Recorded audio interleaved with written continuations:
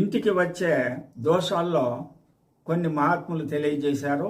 వెనువాసచ్చ మూలచ్చ మార్గాం దేవాలయస్తదా సర్వనాశం గృహం న దోషం మధ్య వీధికం.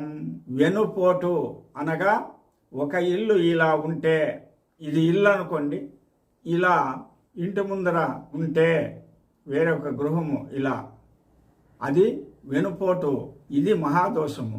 మూలపోటు, మన సింహద్వారంకి ఎదురుగా వేరొకరి ఇంటి మూల వస్తే అది మూలపోటు.